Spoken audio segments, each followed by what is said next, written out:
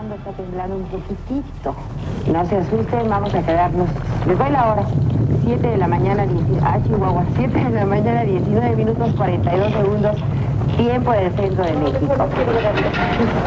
Sigue temblando un poquitito, pero pues vamos a tomarlo con una gran tranquilidad. Vamos a esperar un segundo para poder hablar. On the morning of September 19th, 1985, an 8.0 magnitude earthquake shook Mexico City. Hospitals, apartment complexes, schools, and government buildings spilled out into the streets of Mexico's federal district. First on the scene were regular citizens inhabiting these buildings. They immediately started looking for friends and loved ones with their bare hands, while governmental aid was supposedly on its way. That aid never came in the most critical hours of rescue. Soldiers eventually showed up but were under no command to provide assistance, only to keep order and protect the properties of PRI members. Police and soldiers set up blockades around destroyed shops and apartments used as checkpoints to collect bribes and loot quake sites. President Miguel de la Madrid and PRI officials hid out for the first 36 hours after the quake and prioritized their own image and PRI interests by downplaying the severity of the situation and announcing the need for any foreign aid. Water and food were scarce and communications were cut all over the federal district. The little amount of state emergency supplies had all gone to wealthy PRI supporters affected by the quake. It was found that the buildings that collapsed suffered from poor construction practices and were in violation of building code. Respecting basic building regulation at the time could have reduced collapses by 50%. Long before the quake struck on that fateful morning, a government growing in corruption and negligence had set the stage for the catastrophic events of September 19th. The Institutional Revolutionary Party, or PRI, held a hegemonic grasp on Mexico up until this point. Government officials and workers had grown lax on emergency preparedness plans and enforcement of building codes in order to collect bribes from companies and families wanting to skip the inspection process and avoid dealing with the PRI any more than they could. The government knew well the dangerous seismic zones in Mexico City. In addition to being placed in a well-known subduction zone, Mexico City is built on a lake bed composed of soft mud. Data on the safety of Mexico City collected prior to 1985 showed that 7 million people inhabited high-risk zones, and 120,000 buildings had highly vulnerable materials. Yet there is a lack of preparedness and unchecked urbanization for what now seems like an inevitable tragedy. In an act of extreme selfishness, corruption, and irresponsibility, the government neglected to communicate information regarding earthquake safety and preparedness to citizens. The Institutional Revolutionary Party, or PRI's corruption, inadequate disaster response, and their subsequent plans to expropriate the property affected by the earthquake of 1985 in Mexico City finally pushed the Mexican populace out of complacency. Over 250,000 were displaced by the earthquake, who realized change was needed to prevent such a disaster from reoccurring. The problem was communicating with the government that did not want to listen. PRI control structures that had been set in place to silence the voice of Mexicans and stop them from communicating their needs cracked under the political pressure caused by the earthquake. The metaphorical cracks caused by the earthquake and the PRI's rule allowed for the Damnificados to democratize the reconstruction process and open up lines of communication between state and society in Mexico. This event was crucial in relinquishing Mexico from single-party rule and allowing the Mexican populace to have a legitimate voice in politics. To amplify their voice and protect themselves from the corrupt police and military presence, the quake survivors, or damnificados, formed grassroots neighborhood organizations. The gradual strengthening of these organizations communicated significant distrust and opposition to the PRI. Ignoring these factors, the government started to commence its plan to expropriate the property of the damnificados, which was upsetting to many furious with the PRI for allowing the construction of such flimsy buildings and their apparent disregard for the people. The damnificados switched their focus to protecting the 250,000 displaced who would be unjustly removed from Mexico City. A week after the quakes, on September 27, 1985, the first march on Mexico City took place. 30,000 people dressed in helmets and masks to symbolize the civilian rescuers attended to protest the corruption that led to the death of over 10,000 people and the expropriation plans. Subsequent marches would reach 50,000 or more in attendance. Mexicans from all classes continued to protest every day in the streets chanting, "Nosotros nos queremos aquí," particularly in front of the Department of Urban Development and Ecology, the secretary of which, Guillermo Carrillo Arenas, had overseen the construction of many of the collapsed buildings. The government continued to threaten protesters with eviction and expropriation, but it was impossible to shut out the voices of the people for much longer. On October 11, 1985, the government allowed for a meeting between the heads of the grassroots movements and President Madrid. It was supposed to last around 7 minutes, but ran an hour long and led to the signing of the first expropriation decree that very day, that protected the survivors from eviction and vowed to restore their properties. Civil society had not experienced communication this directly for decades. When it was realized that poor areas such as the Roma neighborhood were left out of the decree, the organization heads were able to quickly push and pass subsequent legislation. The Damnificados officially formed the Unique Coordinator Victims, or CUD, on October 24, 1985 from over 40 grassroots neighborhood organizations.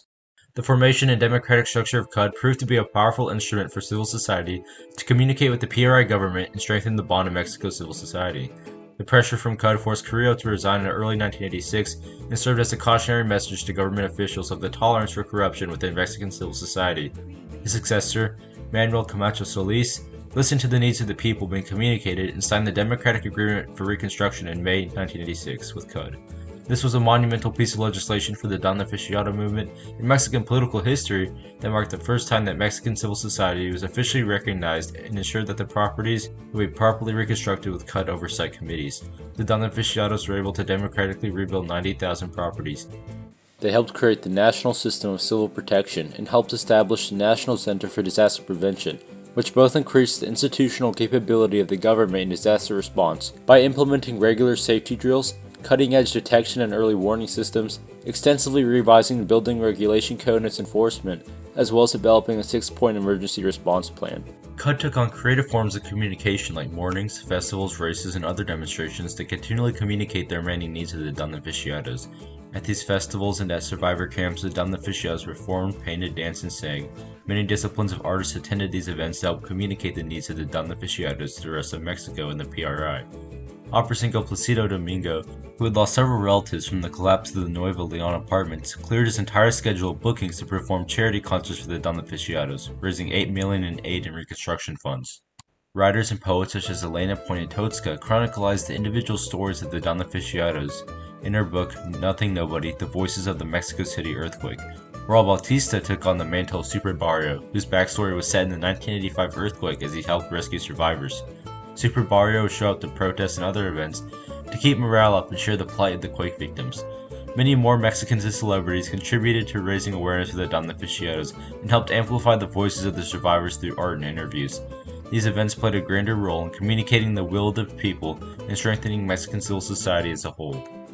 Mexico City was put to the test once again in a morbid coincidence when a 7.1 magnitude earthquake struck Mexico City on September 19, 2017. It had been exactly 32 years since the 1985 earthquake that killed 10,000 and collapsed 6,000 buildings. The 2017 earthquake only collapsed 38 buildings, most of which were constructed before 1985, and had a death toll of 225. Comparing these two tragedies shows the effectiveness of the proactive approach to mitigating disaster brought about by the Damnificados. Skyscrapers taller than the Regis Hotel, Forest Hospital, and Nueva Leon building now stand in Mexico City as a testament to the role of the Damnificados in communication, such as the Reforma Tower and the BBVA Bancomer Tower. Mexico holds the highest IGLPP score in all of South America and has reduced its disaster-related deaths by 80% since 1985.